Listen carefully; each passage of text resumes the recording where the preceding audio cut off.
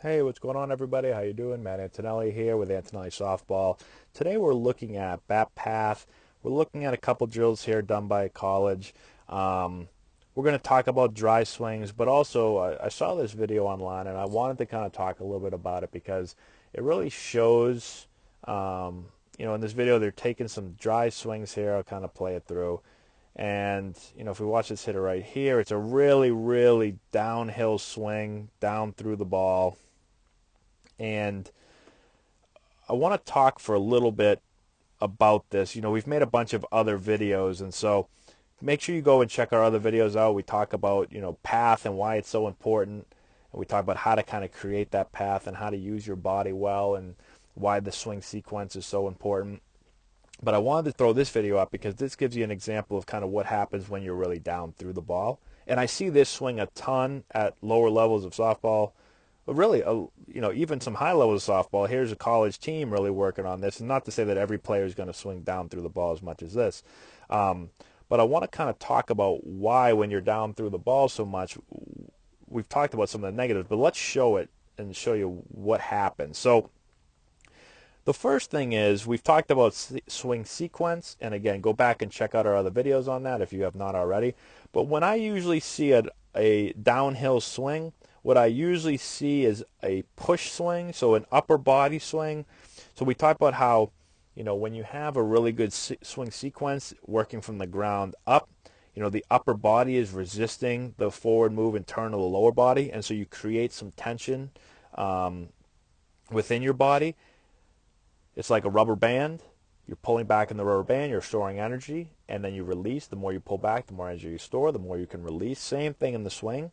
So in a good swing, you're going to resist with your upper body, your lower body is going to stride into the ball, and then start to turn as you resist with that upper body, and it creates that really good stretch across your body to be able to release a high amount of energy. Again, go watch our other videos on that. When hitters push the bat down through the ball more, there's typically very little or no resistance, as you can see here. And what happens is it's more of the upper body beating the lower body. And so it's a top-down swing instead of a ground-up swing. And so there's not much bat speed. That's the first thing. Much less bat speed. You're relying on just kind of your upper body to push the bat down through the zone. Okay. The second thing is when you're down through the zone, you don't get in the zone early.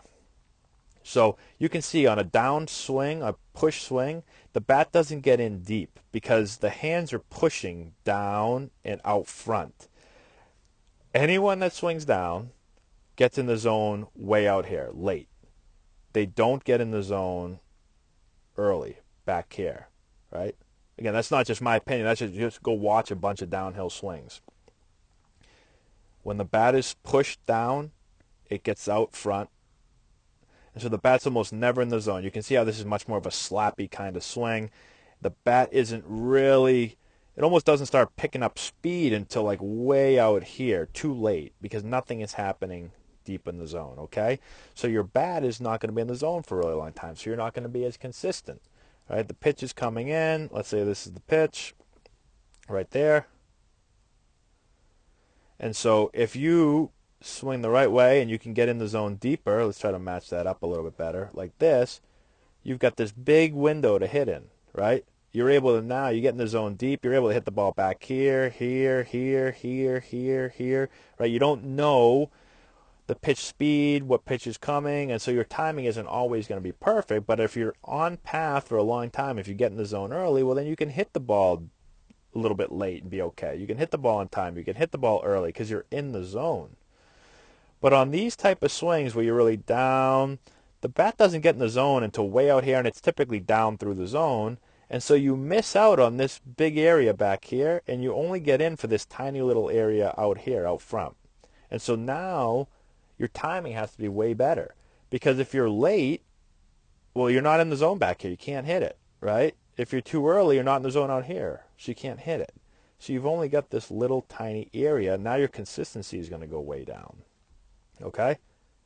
The other thing that happens when you swing down through the ball is your swing cuts across the zone. So what happens is if you swing down, if you're a hitter and you notice that you hit a ton of ground balls to your pull side and fly balls to your opposite field side. So if you're a lefty and you just pound the ball right into the ground to the first baseman and in that little 4-hole to the second baseman, or you hit these really backspun, overspun balls that go to shallow left field, the left fielder's coming in all the time making the catch, then that's classic down through the ball too much. Because when you swing down, naturally, just not that you're trying to, just the way your body works, when you swing down through the ball too much, you're going to cut across the zone. Your bat's going to be moving down and through the zone more towards the first baseman. You're going to pound balls down the right field line to the first baseman. And because your bat's moving that way, if the ball's away, you miss it underneath it, you're going to probably fly out to the opposite field, really shallow. A lot of shortstop pop-ups, a lot of shallow left field pop-ups for a lefty, the opposite for a righty, a lot of shallow right field pop-ups, a lot of second basemen going back and catching pop-ups. All right, because you're down through the ball too much. Here's one right here. Now this ball, here's the other thing I'll say before I move on, is be careful when you're taking dry swings and there's no ball to hit, because I don't know what it is, but it's really difficult to make a good pass on a ball when you have like this ball right here, where her bat path is going, that ball, if there was a ball, if she missed it, that ball would hit her right in the right knee probably, or it might even be behind her that way. And this isn't saying anything about her as a hitter. This is just when you take a dry swing, for some reason, it's hard to really feel where your bat's going and what your bat's doing. And so, that's why if you watch on deck circles sometimes, you'll see hitters swinging, and you're like, oh, what are they doing? It's because there's no ball for them to hit. And so, they start doing kind of crazy stuff here, like this path right here. It looks like the ball is being thrown way, way, way over here. Okay? So here she's kind of looks like she's trying to work on an outside ball. But again, you can see how steep she is to the ball. You're going to get a lot of sliced fly balls to left field and a lot of smash ground balls to right field. Okay? So let's talk a couple more minutes here. Here's the ball. Let's just say here's the pitch path. Let's say the pitch path is even level, right? Let's say it's just perfectly level to the ground.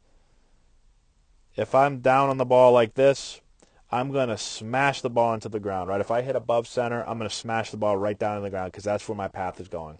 If I hit the bottom of the ball too much, I'm going to pop the ball up. I'm going to overspin the ball, and I'm going to hit that pop-up that we were talking about. It's very hard to impact the ball squarely when the ball's coming in this direction and I'm coming in on this direction. It's just, they're two different directions. It's too hard for me to square the ball up. But if I can get my bat path turned back here and work slightly up, or even let's just say your path is level, okay? And when I watch most of the better hitters, they're slightly up through the ball. But let's just say instead of going down, you can at least get flat to the ball. Well, now I'm able to square the ball up more. I'm going to square it up more. I'm going to impact it squarely. It makes sense. The ball's coming this way. I'm swinging that way. These two are going to run into each other at some point. I'm going to square the ball up. Now, I still may hit the bottom of the ball, the top of the ball too much. But now if I hit the bottom of the ball a little bit, instead of getting that high pop-up, I'm going to get this a little bit more because I'm flatter to the ball. If I hit the top of the ball too much, I'll get this, but I won't get smashed into the ground. I may get a little bit of a harder ground ball.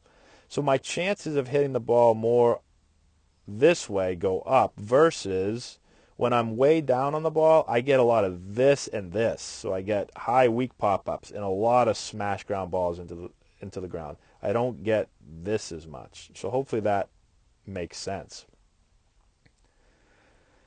So for all those reasons, again, one, just for learning how to use your body and create bat speed, it hurts you when you swing down. But two, from a consistency standpoint, from being on path with the ball, getting in the zone early, right?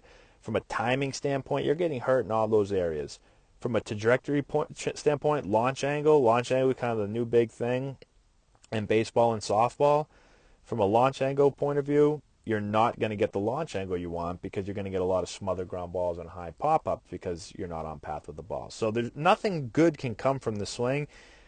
Yet I still see this swing being taught at most levels when I go around and watch softball practices and watch coaches and hear parents talk and players.